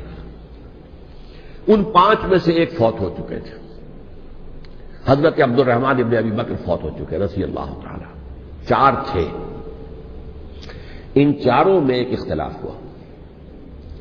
2 کی رائے یہ تھی، عبداللہ ابن عمر، عبداللہ ابن عباس، کہ اگرچہ یہ کام غلط ہوا ہے، اسلام کی روح کے منافی ہوا ہے، یہ بادشاہت کی بنیاد پڑ رہی ہے، لیکن یہ بات ایسی نہیں ہے کہ اس کی بنا پر ہم خانہ جنگی شروع کروا دیں، امت کے اندر خون خرابہ کروائیں، فساد کروائیں۔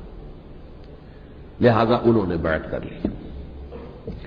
اب کوئی اگر یہ کہے معاذ اللہ کہ وہ بک گئے تھے یزید کے ہاتھوں، معاذ اللہ ثم معاذ اللہ، وہی بات آپ اختلاف کر سکتے ہیں کہ انہیں نہیں کرنی چاہیے تھی، یہ کوئی رائے رکھے، مجھے اختلاف نہیں، لیکن ان کی نیت پر حملہ کریں گے تو حملہ محمد رسول اللہ پر ہوگا صلی اللہ علیہ وسلم۔ عبداللہ ابن عمر کون ہے؟ کتنی حدیثیں ان سے جو ہے وہ منقول ہیں۔ عبداللہ ابن عباس کون ہے؟ جنہیں حضور نے جو ہے جن کے لیے دعا کی تھی، اے اللہ فقہہ فی الدین وعلمہ التاویل، اے اللہ اس نوجوان کو دین کا فہم عطا کر اور قرآن کی تعویل اور تفسیر کا علم عطا کر، حبر الامہ کہلاتے ہیں۔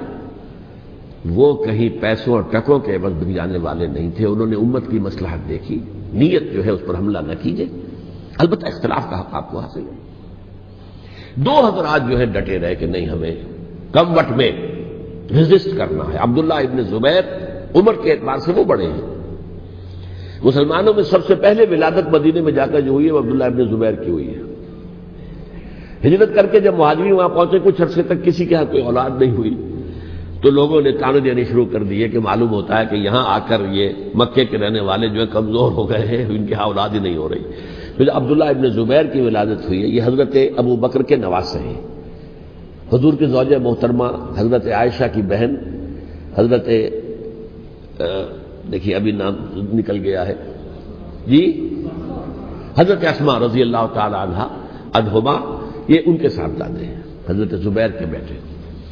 ان کا فیصلہ ہوا کہ ہمیں رجسٹ کرنا ہے کم وقت میں، ایٹ اینی کاسٹ۔ حضرت حسین ابن علی رضی اللہ تعالی عنہما کا بھی فیصلہ ہوا کہ ہمیں رجسٹ کرنا ہے کم وقت میں۔ البتہ ان میں بھی ایک اختلاف ہو گیا، یعنی یہ دو تو جڑے رہے، ان دو میں اختلاف ہو گیا۔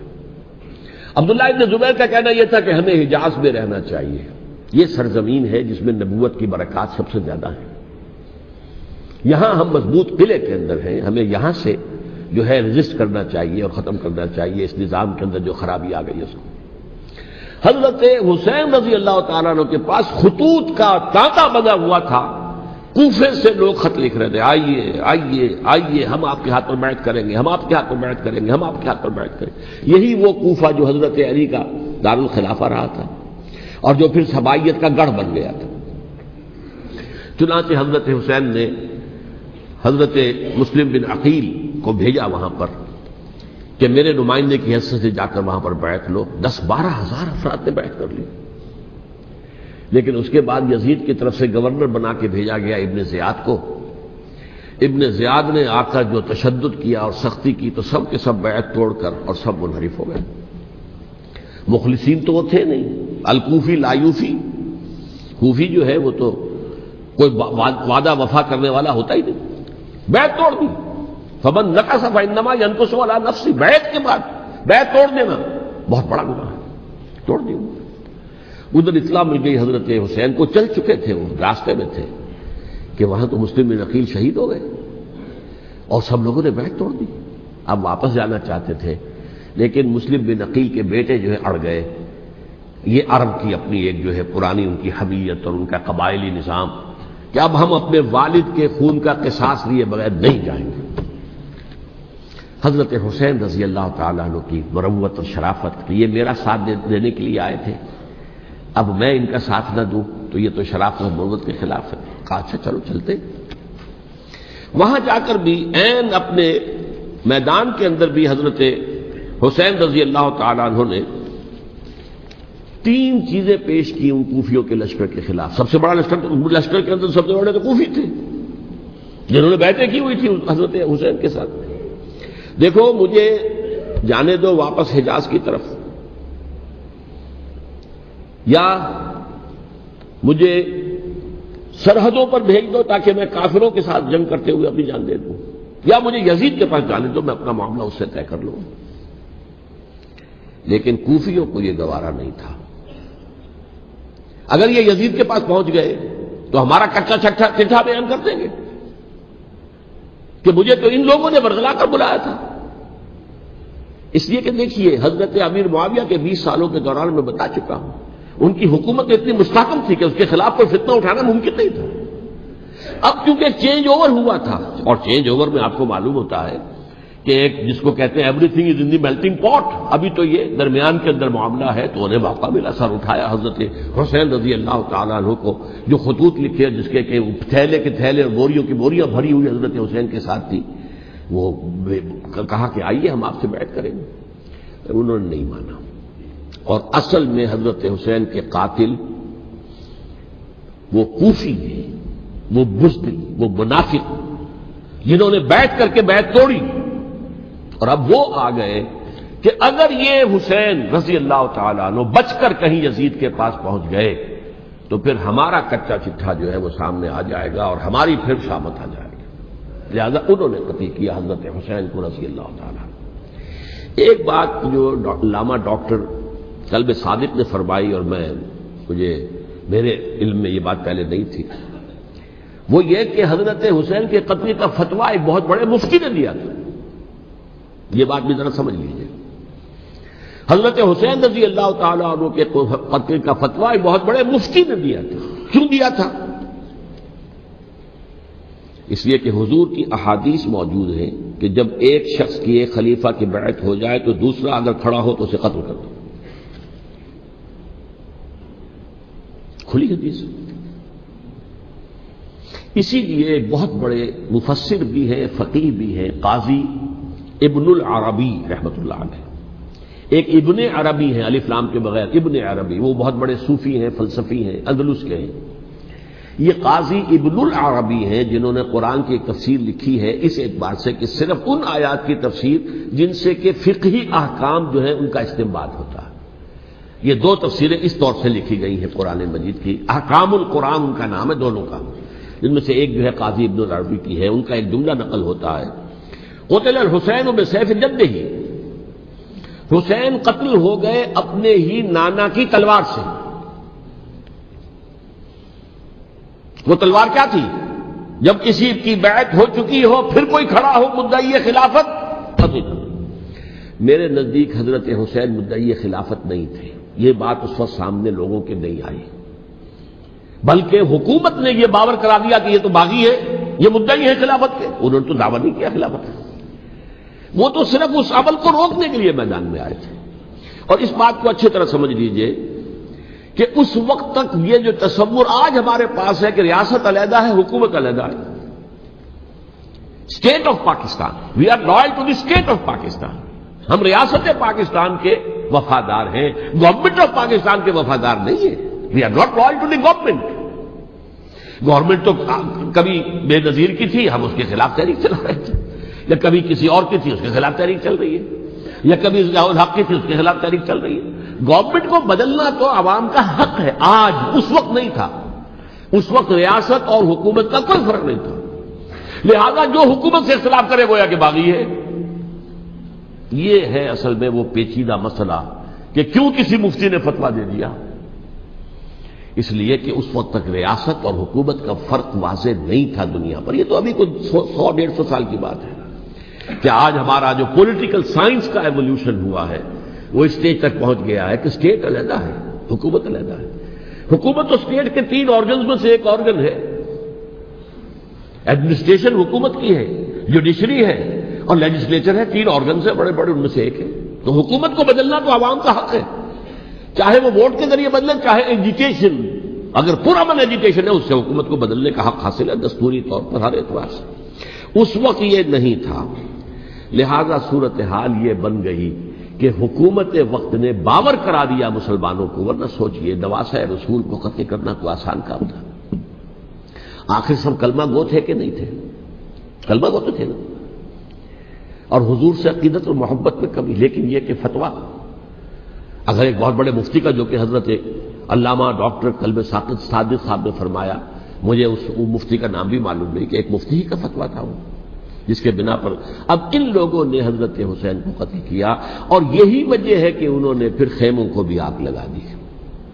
وائی حالانکہ دیکھیے اگر دشمنی کا انتقام ہوتا تو حضرت علی بن حسین جو بیمار تھے، جو بعد میں زین العابدین رحمۃ اللہ علیہ کے نام سے پھر یہ اہل تشیع کے چوتھے امام معصوم ہیں، حضرت علی، حضرت حسن، حضرت حسین، اور پھر حضرت علی بن حسین زین العابدین رحمۃ اللہ علیہ، کیا ان کو بھی قتل کر دیتے؟ حضرت حسین کی نسل ہی ختم ہو جاتی. لیکن نہیں کیا. آگ کیوں لگائی؟ آگ اس لیے لگائی کہ وہ جو ڈاکومنٹری پروف ہے ہماری غداری کا یزید کے خلاف حضرت حسین کو جو ہم نے دعوت دی، وہ جو ڈاکومنٹری پروف خطوط کی شکل میں موجود ہے وہ ختم ہو جائے، ڈسٹرائے ہو جائے. اس کے لیے انہوں نے خیموں میں آگ لگائی. بہرحال یہ ہے تاریخی پس منظر. یہ اسی سبائی فتنے کا تسلسل ہے جس نے سب سے پہلے حضرت عثمان کی جان لی رضی اللہ تعالیٰ عنہ. 5 سال تک مسلمانوں میں خانہ جنگی رکھی ہے. حضرت علی کو پھر شہید کیا، اور اس کے بعد جو ہے 20 سال حضرت امیر معاویہ کے تو سر نہیں اٹھا سکے. لیکن پھر جب ایک چینج اوور ہو رہا تھا تو اس وقت انہوں نے موقع غنیمت سمجھا کہ اب کھڑے ہو جاؤ اور اب دوبارہ ایک فتنہ جو ہے اس کو امت کے اندر پیدا کر دو. اچھا، اس معاملے میں ایک بات جو میں نے وہاں کہی کہ ہمارے ہاں شاعرانہ جو مبالغہ آمیزی ہے. یہ میری گفتگو کا حصہ انہوں نے حذف کر دیا ہے. اور میں نے ایک سنی شاعر، بہت بڑے عالم، جن کے حوالے سے آج بھی میری تقریر ہوگی خالق جناح ہال میں، مولانا محمد علی جوہر کے ایک شعر کے حوالے سے کہا کہ قتل حسین اصل میں مرگ یزید ہے، اسلام زندہ ہوتا ہے ہر کربلا کے بعد. میں نے کہا بالکل محمل شعر ہے، اسلام مرا ہی نہیں تھا، زندہ ہونے کا کیا سوال. اور اگر کسی درجے میں مزمحل یا زخمی ہوا تھا تو وہ تو رہا، کربلا کے بعد بھی رہا، یزید کی حکومت بھی رہی، بنو امیہ کی حکومت بھی چلی، کوئی تبدیلی تو نہیں آئی. یہ کیا کہہ رہے ہیں؟ اسلام زندہ ہوتا ہے کربلا کے بعد. میں نے کہا اسلام مرا نہیں تھا. جیسے میں نے یہ کہا کہ ملوکیت جو ہے وہ اب شروع نہیں ہوئی، ملوکیت تو 20 برس پہلے شروع ہو چکی تھی حضرت امیر معاویہ کے. لیکن ظاہر بات ہے کہ حضرت حسن نے، حضرت حسین نے اس کو قبول کیا، اور حضرت حسین نے تو پھر 10 سال تک ولی عہدی جو تھی چاہے بیعت نہیں کی، لیکن اس کے خلاف میدان میں آ کر چیلنج تو نہیں کیا. اس اعتبار سے یہ معاملہ جو ہے اسلام زندہ ہوتا ہے کربلا کے بعد، یہ بے تکی بات ہے. ہاں، حضرت شاہ اسماعیل شہید رحمۃ اللہ علیہ کی اگر میں تشبیہ کو، تمثیل کو سامنے رکھوں تو اسلام کی عمارت 6 منزلہ ہے، 6ٹھی منزل ٹاپ کی وہ گر گئی، 5 منزلیں انٹیکٹ تھیں، اسلام مرا نہیں تھا. عدالت میں شریعت کے مطابق فیصلے ہو رہے تھے، قاضی تھے، مفتی تھے، شریعت نافذ تھی، اسلام کہاں مرا تھا. جبکہ خود کہہ رہے ہیں علامہ کلب صادق کے ایک مفتی کے فتوے سے حضرت حسین کو قتل کیا گیا. اب وہ مفتی کی رائے، اس کی مدنیتی ہو، جو بھی ہو، وہ جانے، اللہ جانے. لیکن عام مسلمان کیا کریں؟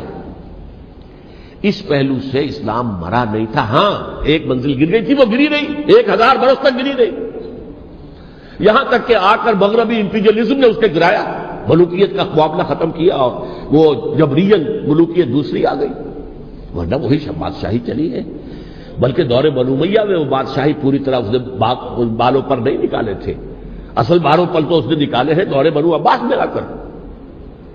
اور پھر سلاطین جو ہے ترک، جو ترک خلفاء ہے، ان کا بھی بادشاہت تھی، اور کیا تھا، وہ خلافت تو نہیں تھی. تو یہ تو اسلام میں جو بھی نقص واقع ہو گیا تھا، کبھی واقع ہو گئی تھی، وہ جو کی تو برقرار رہی. اس کو بھی تسلیم کیا. میں اللہ کا شکر ادا کر کے کہتا ہوں کہ دونوں حضرات، دونوں شیعہ دانشور اور بڑی اعلیٰ سطح کے جو شیعہ عالم تھے، انہوں نے اس بات کو تسلیم کیا اور میری اس بات کو چیلنج نہیں کیا.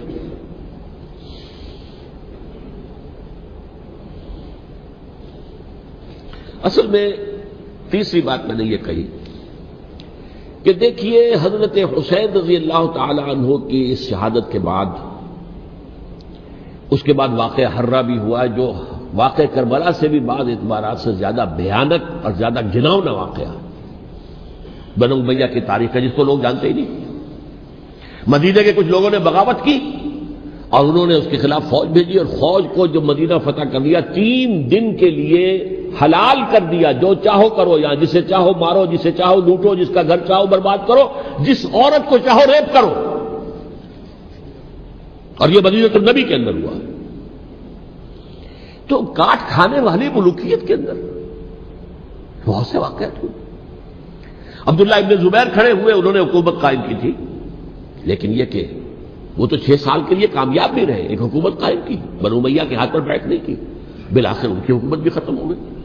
پھر حضرت زید کھڑے ہوئے، انہوں نے بغاوت کی، وہ بھی ناکام رہ گئے. پھر بنو عباس میں کھڑے ہوئے حضرت نفس زکیہ، حضرت حسن رضی اللہ تعالیٰ عنہ کی اولاد میں سے، وہ بھی ناکام ہو گئے، شہید ہو گئے. پھر یہ سمجھ لیا گیا کہ اب یہ جہاں تک 6ٹھی منزل ہے وہ تو دوبارہ تعمیر نہیں ہو سکتی. یہ تو جس کی لاٹھی اس کی بھینس، جس کے پاس طاقت ہوگی اس کی حکومت ہوگی، جس کا قبیلہ زیادہ قوی ہوگا، جس قبیلے میں زیادہ عصبیت ہوگی، مضبوط ہوگا، متحد ہوگا، طاقتور ہوگا، اسی کی حکومت ہوگی. البتہ اس کے نیچے لوگوں کے اخلاق کی اصلاح کرو. صوفیاء کرام نے وہ کام اپنے ذمے لیا، اور بالکل وہی کام ہے کہ جو ائمہ اہل بیت کرتے رہے. حضرت حسن کی اولاد میں پھر حضرت علی بن حسین رضی اللہ عنہ، حضرت حسین کی اولاد میں پھر امام محمد باقر، امام محمد جعفر صادق، اور اس کے بعد بھی 5 اور.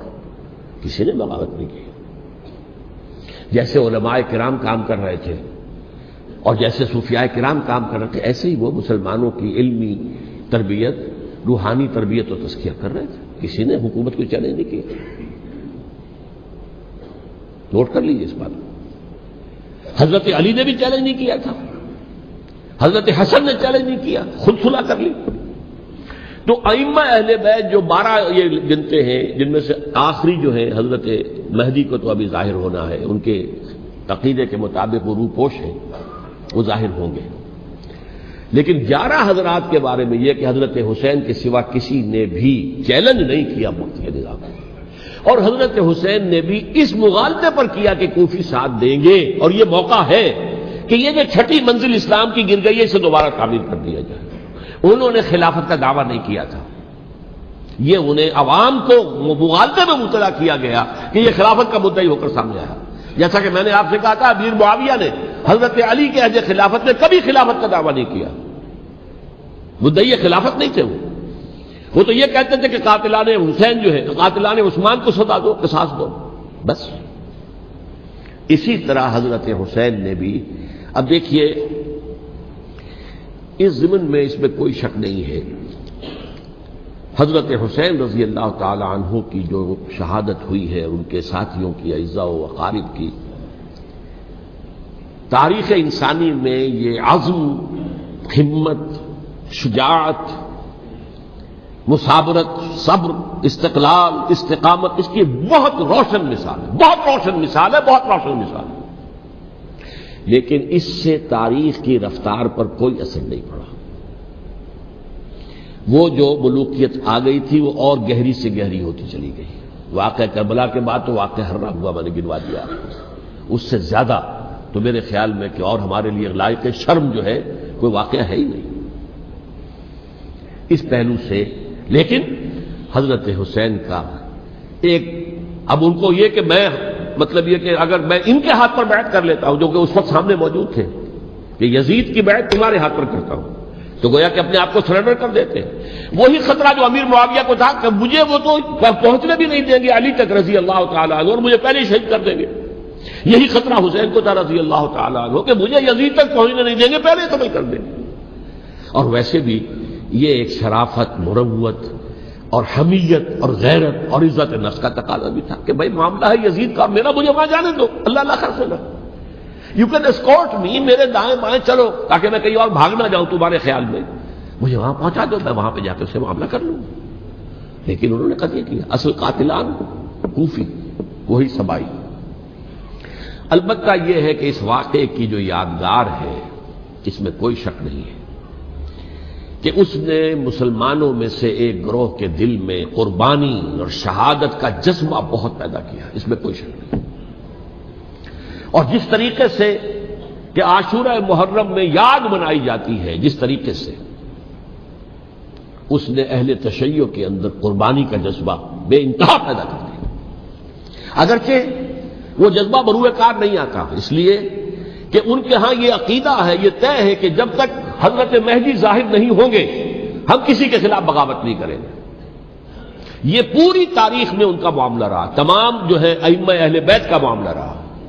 جب تک مہدی نہیں آتے, keep sitting and keep waiting, wait and see, that's all. یہ تو خمینی صاحب نے کیا ہے, آیت اللہ خمینی صاحب نے, کہ انہوں نے یہ ایران کے شیعوں کو باور کرایا کہ بھائی جب آئیں گے حضرت مہدی آ جائیں گے, لیکن ہم اب ہاتھ پر ہاتھ رکھ کر بیٹھے رہیں, باطل کو چیلنج بھی نہ کریں. ہمیں کچھ تو کرنا چاہیے, وہ ہاتھ پاؤں ہلانے چاہیے, اور کچھ نہیں تو مہدی کا راستہ جو ہے صاف کرنا چاہیے, تمہید کرنی چاہیے, ان کے راستہ ہموار کیا جائے. تو یہ ان کی بڑی عظمت ہے آیت اللہ خمینی صاحب کی کہ اہل تشیع ایران کے جو ہے ان سے انہوں نے یہ بات منوا لی کہ ہم بالکل انرٹ نہیں بیٹھے رہیں گے, بلکہ اب انہیں نائب امام قرار دے کر, اور ولایت فقیہ کے فلسفے کے حوالے سے, یہ دو چیزیں ان کی جو ہیں بنیادی فلسفے کی ہیں, وہ اس وقت میرا موضوع نہیں ہے. انہوں نے عوام کو ایسا کھڑا کیا ہے کہ 20,000 سے لے کر 30,000 کے درمیان انسانوں نے جانیں دے دی. عورتوں کے جلوس نکلے, شیرخوار بچہ گود میں ہے عورت کے, اور گولی کھا رہی ہے, مر رہی ہے, گر رہی ہے. آپ سوچئے زندگی کتنی عزیز ہوتی ہے, اور شیرخوار بچے کے لیے ماں کی جو زندگی ہے, اس ماں کو اپنی زندگی کتنی عزیز تر ہوگی کہ اپنے لیے نہیں تو اس بچے کے لیے مجھے جینا ہے. لیکن نہیں, گولیاں کھائیں اور گری. یہ جذبہ انہی میں ہے. واقعہ یہ ہے کہ اہل سنت کے اندر یہ جذبہ نہ ہونے کے برابر ہے. یہ میں واشگاف الفاظ میں کہہ رہا ہوں. پورے عالم اسلام میں صرف شیعہ ایران ایسا نکلا ہے کہ جس نے بادشاہت کا خاتمہ کیا. باقی سعودی عرب میں بادشاہت بیٹھی ہوئی ہے، ڈٹ کر بیٹھی ہوئی. اربوں ڈالر کا ایک ایک محل بنتا ہے ان بادشاہوں کا، اور سنی سن ہے، سن کوئی حرکت نہیں. وہ تو اب جو حرکت ہو رہی ہے وہ اینٹی امریکن حرکت ہے جو ہو رہی ہے. وہ در حقیقت وہ مسئلہ بالکل دوسرا ہے جو اس وقت ہو رہا ہے، لیکن یہ کہ عالم اسلام میں کوئی تحریک ایسے نہیں اٹھی. یہ اہل تشیع میں ہے جو بالکل استثنائی بات ہے کہ انہوں نے جو ہے ایک ایسا بادشاہ جس کو کہا جاتا تھا کہ اس کا جو اسلحہ خانہ ہے وہ ایشیا میں سب سے بڑا اسلحہ خانہ ہے، جو 2500 سالہ پرانی جو ایک عظمت تھی ایران کی، اس کو دوبارہ تازہ اور زندہ کرنا چاہتا تھا. 2500 سالہ برسی اس نے منائی تھی، اس کے لیے ایک شہر آباد کیا تھا کہ خسرو یا سائرس یا ذوالقرنین قرآن مجید کی اصطلاح میں اس کی یادگار بنائی تھی، اور وہ سوچ رہا تھا کہ وہی عظمت دوبارہ ایران کی ہوگی جو کہ خسرو کے زمانے میں تھی، جس کا قرآن مجید میں سورہ کہف کے اندر ذکر ہے. مشرقی فتوحات، مغربی فتوحات، شمالی فتوحات. تو وہ بادشاہ ہے، اس کو بھاگنا پڑا وہاں قربانی کی وجہ سے. تو یہ جو ہے واقعہ کربلا نے، اس میں کوئی شک نہیں ہے کہ ایک ایسی مشعل روشن کی ہے جس کو کہ ہر شخص کو دیکھنا چاہیے. یہ بھی انسان، جیسے کہ اقبال نے ایک شعر کہا تھا غالب کے لیے، فکر انسان پر تیری ہستی سے یہ روشن ہوا ہے، پرے مرغ تخیل کی رسائی تاک ہو جا. تو فکر انسان پر حضرت حسین کی قربانی سے یہ واضح ہوا ہے کہ انسان کس حد تک جا سکتا ہے قربانی دینے کے لیے اپنے کسی مقصد کے لیے. مقصد ان کا جو تھا، میں نے اسی لیے آیت پڑھی تھی، معاذ اللہ ثم معاذ اللہ. میں ایک آخری بات جو کہہ رہا ہوں وہ نوٹ کر لیجئے. ایک خاص انتہائی نقطۂ نظر کے عام کیے جانے کی وجہ سے سنیوں میں بھی ایک انتہائی رد عمل پیدا ہوا ہے. Extreme rightist سنیز. اگر ایک طرف سے حملہ کیا گیا ہے حضرت عثمان کی نیت پر، ان کو خیانت کا الزام لگایا گیا، ان پر اقربا پروری کا الزام لگایا گیا، حضرت ابو موسیٰ شریف پر خیانت اور غداری کا الزام لگایا گیا، یہ ساری چیزیں اگر صحابہ کرام کے اوپر ہوئی ہیں، امیر معاویہ پر، امیر اور عمرو بن العاص پر، تو جواب میں کچھ لوگ کھڑے ہو گئے. حضرت علی وہ اقتدار کے طالب تھے، معاذ اللہ ثم معاذ اللہ ثم معاذ اللہ. یہ اہل سنت کا موقف نہیں ہے. حضرت حسین اقتدار کے طالب تھے، ہرگز نہیں، ہرگز نہیں، ہرگز نہیں. وہی اصول جو میں نے بتایا تھا سب کے لیے لاگو رہے گا. وہ امیر معاویہ کے لیے ہے تو حضرت علی کے لیے بھی، حضرت حسین کے لیے بھی ہے. کہ نیک نیت ہے، آپ ان کی کسی رائے سے اختلاف کر سکتے ہیں لیکن ان کی نیت پر حملہ نہیں کریں گے. نیت پر حملہ کریں گے آپ کا ایمان بالرسالت جو ہے وہ مجروح ہو جاتا. یہ رسول کے ساتھ بھی ہے، رسول نے ان کا تزکیہ کیا، یتلو علیہم آیاتہ ویزکیہم، اس کا سارا عمل محمد کا کیا ہوا ہے صلی اللہ علیہ وسلم. تو صحابی کے معاملے میں یہ ہمارے ہاں ان کو اہل سنت جو ہے جو معتدل مزاج کے، اور اکثریت ان کی، تو چند لوگ ہیں ذرا قلم چلا لیتے ہیں تو ان کی بہت سی کچھ چھوٹی چھوٹی کتابیں بھی شائع ہو گئی ہیں بہت، لیکن انہیں اہل سنت نے قرار دیا ناسبی یا خارجی. جیسے خوارج نے کہا تھا حضرت علی بھی کافر ہے اور حضرت امیر معاویہ بھی کافر ہیں، حضرت عمرو بن العاص بھی کافر ہے، معاذ اللہ ثم معاذ اللہ. ایسے ہی کچھ لوگ حضرت حسین پر بھی الزام لگاتے ہیں کہ اقتدار کی ہوس اور طلب کے اندر انہوں نے یہ سارا سفر کیا تھا، اور بس یہ ہے کہ وہ جو بازی تھی وہ ہار گئے. اللہ اللہ خیر صلی اللہ، اس سے آگے کیا ہے معاملہ؟ نہیں، معاذ اللہ ثم معاذ اللہ. اسی لیے میں نے آیت آج جو پڑھی تھی ایک اور جو بہت بظاہر آپ کو معلوم ہوئی ہوگی، غیر متعلق ہے میرے آج کے عنوان سے، تلک الدار الآخرۃ نجعلھا للذین لا یریدون علوا فی الارض ولا فسادا. یہ سورہ قصص کے آخری آیات میں سے. دیکھو یہ آخرت کا گھر جو ہے وہ ہم خاص کر دیں گے ان لوگوں کے لیے جو اس زمین میں اپنے اقتدار کے طالب نہیں ہوتے. زمین میں اقتدار کے طالب ہوگے فساد ہو جائے گا. تم بھی طالب، میں بھی طالب، جھگڑا ہوگا، لڑائی ہوگی، دنگا ہوگا، فساد ہوگا. تلک الدار الآخرۃ نجعلھا للذین لا یریدون علوا فی الارض ولا فسادا. جو لوگ زمین میں اپنے اقتدار کے طالب اور اس کے نتیجے میں فساد پیدا کرنے والے نہیں ہیں، ان کے لیے ہم نے آخرت کا گھر خاص کیا ہے. والعاقبۃ للمتقین، اور عاقبت جو ہے، انجام کار، آخرت جو ہے وہ تو متقیوں کے لیے ہے. اسی میں آئیں گے سب صحابہ کرام، خواہ وہ حضرت علی ہے رضی اللہ تعالیٰ عنہ، اور خواہ وہ حضرت امیر معاویہ ہیں، حضرت عثمان ہیں رضی اللہ تعالیٰ عنہما، خواہ حضرت حسن ہیں، حضرت حسین ہیں رضی اللہ تعالیٰ عنہما، خواہ عبداللہ ابن زبیر ہے، خواہ عبداللہ ابن عباس ہے، خواہ عبداللہ ابن عمر ہے رضی اللہ تعالیٰ عنہم اجمعین۔ اس اصول کو سامنے رکھ کر اختلاف آپ کر سکتے ہیں کسی سے بھی، لیکن کسی کی نیت پر حملہ کریں گے تو اصل میں آپ کا ایمان بالرسالت مجروح ہو جائے گا۔ علی کو نبی اکرم صلی اللہ علیہ وسلم نے اپنا نائب بنا کر چھوڑا تھا جب غزوہ تبوک میں جا رہے تھے مدینے میں۔ حضرت علی نے کہا بھی کہ مجھے آپ عورتوں کے ساتھ بٹھا کے جا رہے ہیں۔ فرمایا تمہارا مقام میرے ساتھ وہی ہے جو موسیٰ کے ساتھ ہارون کا تھا۔ ہارون کو چھوڑ کر گئے تھے نا یہودیوں کے پاس جب گئے تھے تورات لینے کے لیے، تو تمہارا وہی مقام ہے میرے ساتھ۔ تو یہ حضرت علی ہے رضی اللہ، ان کے بارے میں میرا ان کی کیا عظمت میری نگاہ میں۔ تو یہ 3 کتابچے ہیں، مجھے نہیں معلوم تیسرا یہاں ہے یا نہیں ہے، بہرحال آپ لوگوں کو ریکمینڈ کر رہا ہوں کہ ان کا مطالعہ کریں۔ اب یہ کہ آخری بات یہ کہ اصل ہمارے کرنے کا کام کیا ہے۔